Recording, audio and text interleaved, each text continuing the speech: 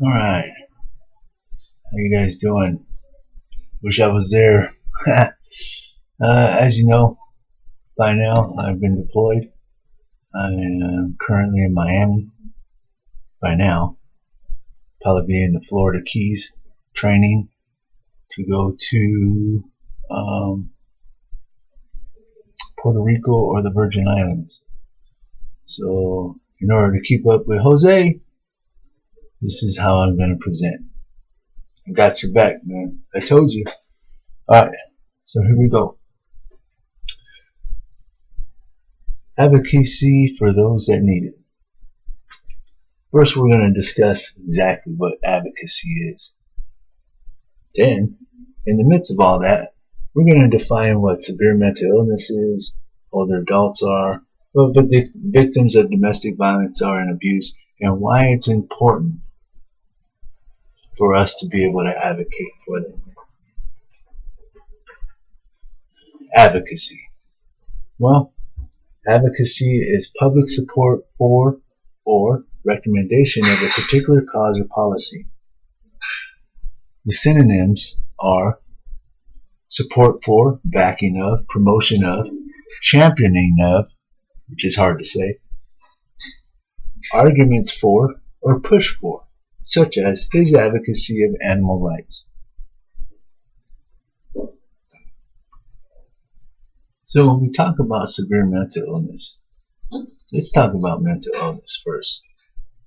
Mental illness, everybody has some sort of symptoms of mental illness. When I got the word on Wednesday that I was going to Puerto Rico and I was going to fly in, like not fly in, but like parachute in, whoa, let me tell you, anxiety like crazy. But was I severely mentally ill? No, I don't think so. And then thinking, man, I'm going to be away from home for a while.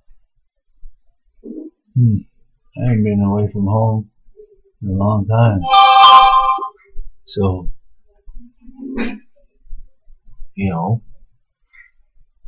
that depression hit in, and not necessarily making me crazy at that point, right?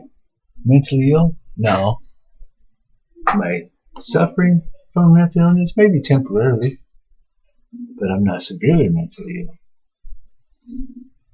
So, severely mental illness is often defined by the length of duration and the disability it produces. These illnesses include disorders that provide psychotic symptoms, which I have, such as schizophrenia, schizoaffective disorder, and severe forms of other disorders, such as major depression and bipolar disorder. So we're talking severe forms. I may have had a mild temporary form, but I didn't have a severe form. Okay, severe forms are usually accompanied with some sort of medication and therapy. I didn't actually need therapy. I just needed to realize that what I was going through, calm myself down and go, hold on, Zeke, you've trained for this, you know what you're doing, just go in and do it. And then I got over it. So in that, the stigma that's behind severe mental illness is pretty serious. Not too many people, when they hear severe mentally ill, say, that's a guy I want living next to me. Nah, I deal with that all the time.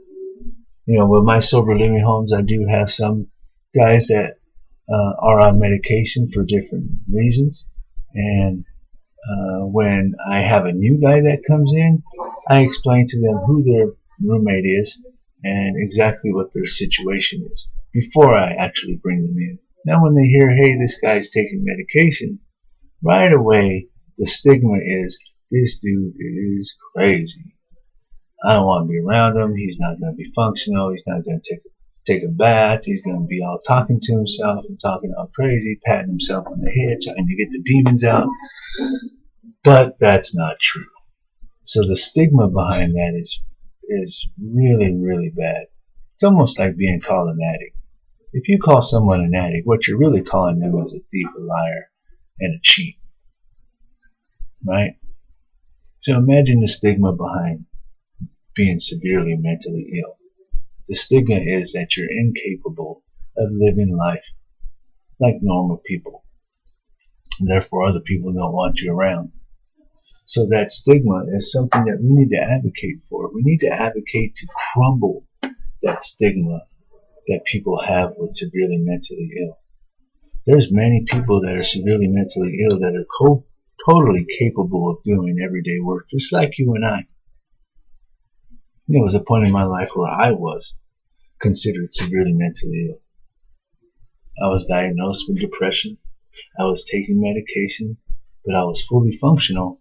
It was just when I wasn't doing anything that depression set in, and it was hard for me to get out of. Medication kind of helped me get out of that. So, did that make me a bad person? Did I walk around patting my head talking to myself? Was I violent? No, none of that. So the stigma behind that is something that we need to advocate for. Because they're obviously not able to advocate because it's the stigma that's on them. Right? The rights. Most people don't even know the rights. We don't even know all the rights, let alone severely mentally ill knowing all their rights. So we're to advocate for those. Hey, this guy has the right to live in this apartment complex just like you do. He has the right to get medical treatment just like you do. He has the right to have access to the library. He has right to apply for this job just like you. So all these things are things that we need to advocate for. They do have rights, just like everyone else. Educate. We need to educate people on being severely mentally ill. Educate those that are just ignorant, or maybe had a bad experience with it. Help them understand that, hey, with today's science and with medication and with proper therapy, mental illness is something that is not a disease that is going to make you incapable of living life on life terms. Not these day and age. Medications have far come a long way and can help those. I mean, they got injections now for schizophrenia that last a month or so. You don't even have to take medications. Imagine that.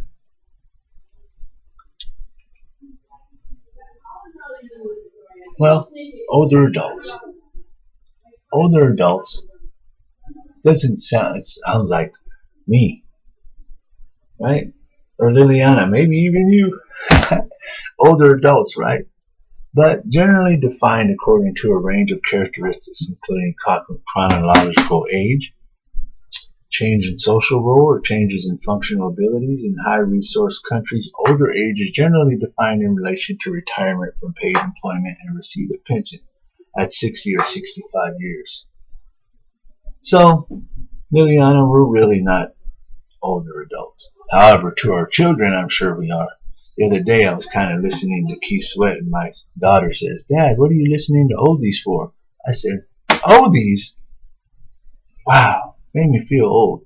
At that time, I was probably considered an older adult. But generally, I'm not. So when we speak about older adults, we are speaking about those that are usually in the pension or retirement stage of their life.